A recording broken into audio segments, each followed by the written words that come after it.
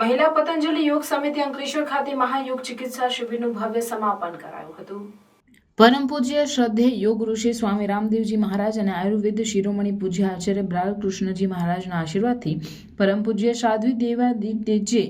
કે જેઓ હાલ નેપાળ તથા ભારતના 7 રાજ્યોમાં મહિલા પતંજલિ યોગ સમિતિના સંયોજિકા તરીકે સેવા આપી રહ્યા છે, તેમના સાનિધ્યમાં અંકલેશ્વર ખાતે આવેલ DA Anandpura culture and sports centre ખાતે 4 દિવસીય મહાયોગ ચિકિત્સા શિબિરનું ભવ્ય સમાપન કરાયું હતું। આ મહાયોગ ચિકિત્સા શિબિરમાં સમન્વિત યોગાસન, ધ્યાન, પ્રાણાયામ, આયુર્વેદ, ઘરેલું ઉપચાર, સારી ટેવો સ્વદેશી અપનાવી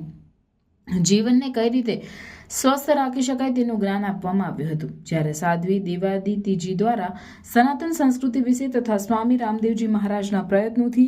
રચવામાં આવેલ ભારતીય શિક્ષણ બોર્ડ આવનાર દિવસોમાં શિક્ષણ ક્ષેત્રે કેવું પ્રગતિશીલ કાર્ય કરશે તેની વિશેષ માહિતી આપવામાં આવી હતી। આ પ્રસંગે મહિલા પતંજલિ યોગ સમિતિ સાઉથ ગુજરાત પ્રભારી તનુજાબેન આર્યા, મહિલા પતંજલિ યોગ સમિતિ ભરૂચ જિલ્લાના મહામંત્રી હિરલબેન ઉપાધ્યાય અને તેમની ટીમ તથા અંકલેશ્વર તાલુકાના નવનિયુક્ત પતંજલિ યોગ પ્રભારી વિરેન્દ્રભાઈ ભૂરે આ મહાયોગ શિબિરમાં સહયોગ કરી સંપૂર્ણ વ્યવસ્થા અને આયોજનમાં સક્રિય ભાગ લઈ શિબિરને ભવ્યતાથી સફળતાપૂર્વક પૂર્ણ કરાઈ હતી। આ શિબિરમાં સહયોગ કરનાર DA Anandpura culture and sports સેન્ટરના બોર્ડ મેમ્બર અને તેના સભ્યોને નિસ્વાર્થ ભાવે સેવા કરનાર તમામ લોકોનો હિરલબેન ઉપાધ્યાય અને ધવલભાઈ ઉપાધ્યાયે આભાર વ્યક્ત કર્યો હતો।